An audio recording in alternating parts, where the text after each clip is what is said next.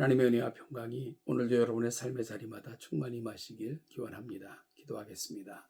하나님 아버지, 주신 하루 붙들고 삽니다.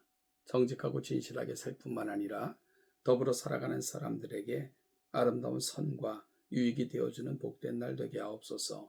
한 주를 점검하고 새로운 한 주의 예배와 새로운 한 주를 계획하는 복된 날 되도록 인도하여 주시기를 예수님의 이름으로 기도하옵나이다. 아멘. 오늘 보실 하나님의 말씀은 신명기 3장입니다. 1절로 11절입니다. 1절로 11절 말씀 같이 읽죠. 우리가 돌이켜 바산으로 올라가매 바산왕 옥이 그의 모든 백성을 거느리고 나와서 우리를 대적하여 에드레이에서 싸우고자 하는지라. 여호와께서 내게 이르시되 그를 두려워하지 말라.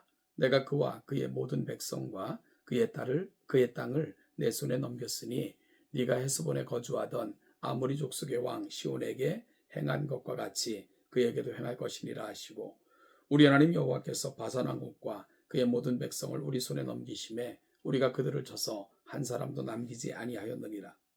그때에 우리가 그들에게서 빼앗지 아니한 성읍이 하나도 없이 다 빼앗았는데 그 성읍이 60이니 곧 아르급 온 지방이요 바산에 있는 옥의 나라이니라.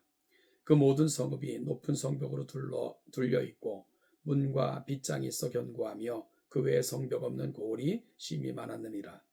우리가 헤스본 왕 시온에게 행한 것과 같이 그 성읍들을 멸망시키되 각 성읍의 남녀와 유아들을 멸망시켰으나 다만 모든 가축과 그 성읍들에서 탈취한 것은 우리의 소유로 삼았으며, 그때에 우리가 요단강 이쪽 땅을 아르논 골짜기에서부터 헤르몬 산에까지 아모리 족속의 두 왕에게서 빼앗았으니 헤르몬 산을 시돈 사람은 시럇이라 부르고 아모리 족속은 스닐이라 불렀느니라.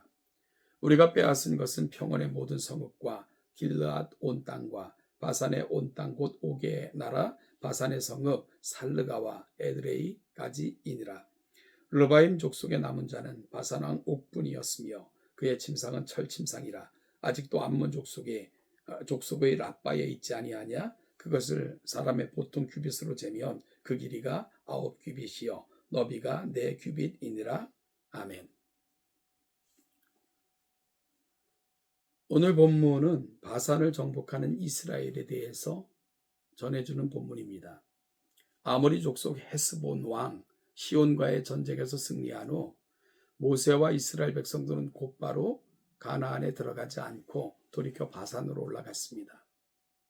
이는 가나안에 들어가 약속의 땅을 차지하는 중차대한 일을 성공적으로 이끌기 위해서는 미리 후방을 든든하게 확보해야 되는 전략적 이유 때문인 것으로 보입니다. 바산은 요르단 동쪽의 비옥한 땅으로요. 이곳은 북쪽의 헤르몬 산과 남쪽의 길르앗과 암몬 사이에 위치하였으며 언덕이 많은 좁은 지역이었습니다. 이곳의 토양이 부드럽고 좋아서 그 이름이 바산이 되었고요. 성경은 이곳의 초장에 대해서 극찬합니다. 바산의 순양, 바산의 모든 살진 짐승 곧 순양과 어린 양과 염소의 수소, 바산의 상수리 나무는 레바논의 백향목과 함께 언급이 됩니다. 여호수아 시대에 이곳의 주요 지역 중 하나인 아르고베는 60개의 성벽을 지닌 고을이 있었다라는 사실을 기록하고 있는데요. 그만큼 번성한 지역이었음을 말해줍니다. 당시 바산 왕 옥은 야복강에서 헤르몬까지 통치한 강자였습니다. 따라서 만약 바산 왕 옥을 그대로 둔 채 가나안에 입성한다면 그들로 인해 큰 혼란을 자초하고 자칫 큰 위험에 빠지게 될 수도 있었기에 모세는 바산과의 전쟁을 준비한 것으로 보입니다.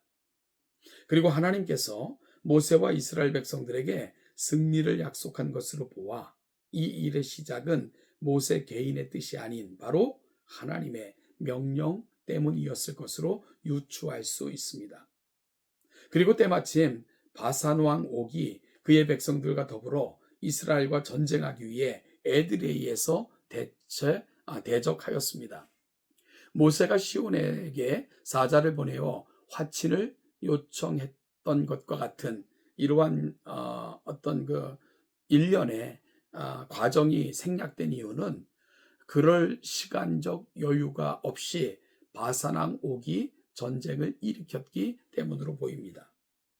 바산왕 옥이 전쟁을 준비하기 위해 이스라엘을 대적하자 하나님께서는 모세에게 두려워하지 말라고 명령하신 후 그들과 그들의 땅을 이스라엘 손에 넘기셨으므로 아모리 족속의 왕 시온에게 행한 것과 같이 그들에게도 행하라 라고 명령하셨습니다. 이와 같이 하나님의 약속의 말씀에 의지하여 모세와 이스라엘 백성들은 바산과의 전쟁에 돌입했고요.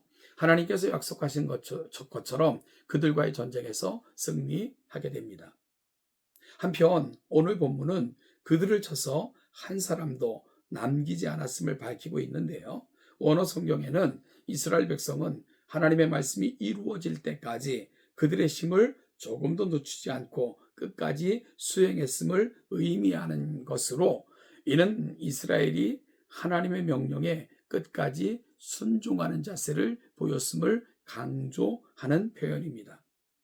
한편 오늘 본문은 이스라엘이 취한 바산의 성읍들에 대해 묘사하고 있는데요. 60여 개의 성읍은 모두 높은 성벽으로 둘러싸여 있었고요. 문과 빗장이 견고히 채워져 있었으며 그 외에도 심히 많은 성읍들이 있었음을 전해주고 있습니다. 이러한 묘사는 바산과의 전쟁에서 승리하는 것이 얼마나 어려운 일이었는가 하는 것을 알게 해주며 그럼에도 불구하고 승리할 수 있었던 이유는 바로 하나님께 있었음을 강조하기 위함입니다. 오늘 본문은 이스라엘은 하나님의 명령을 따라 바산의 모든 성읍과 그에 속한 모든 사람들을 진멸하였음과 정복한 바산 땅의 경계에 대해 전해주고 있습니다. 오늘 본문은 바산과의 전쟁을 앞둔 이스라엘 백성들에게 두려워하지 말라. 내가 그와 그의 모든 백성과 그 땅을 네 손에 넘겼다고 말씀해 주셨습니다. 하나님의 말씀은 전쟁의 주권자여 생명의 주인이신 하나님께서 싸움에 나가는 이스라엘 백성들에게 안전을 확실하게 보장하시겠다 약속하신 말씀입니다.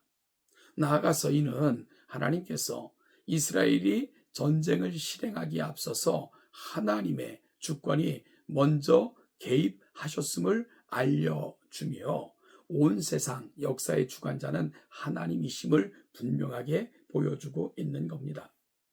이미 하나님께서 역사의 결과를 정하셨고 이스라엘 백성들이 그 하나님의 정하심을 온전히 신뢰하고 나아갈 때 그들은 담대히 주어진 전쟁에 나아가 하나님이 정하신 뜻을 이룰 수 있게 되는 거죠.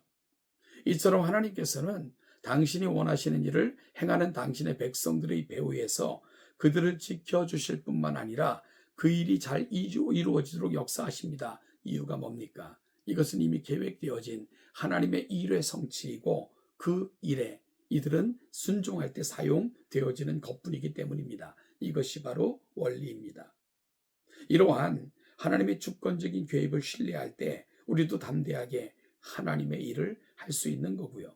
그 일을 자신에게 맡겨주신 하나님께 감사하며 기쁨으로 순종할 수 있게 됩니다. 그러므로 우리는 우리의 삶을 하나님이 주권적으로 이끌고 계시다는 사실을 기억하며 그 분의 뜻이 무엇인지 분별하면서 그분의 뜻을 온전히 신뢰함으로 순종하는 그런 믿음의 사람들이 될 수 있기를 간절히 소원합니다.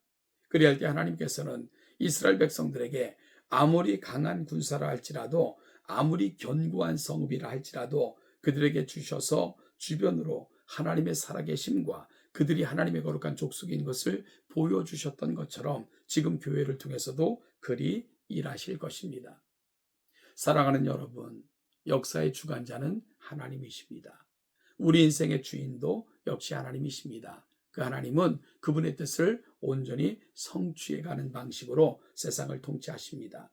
우리가 그 뜻을 알고 주인 되신 하나님께 우리 자신을 순종함으로 하나님의 거룩한 뜻에 참여하고 그 뜻을 이루어가는 위대함에 참여하는 우리 동천의 모든 성도들 되시기를 주님의 이름으로 축복합니다.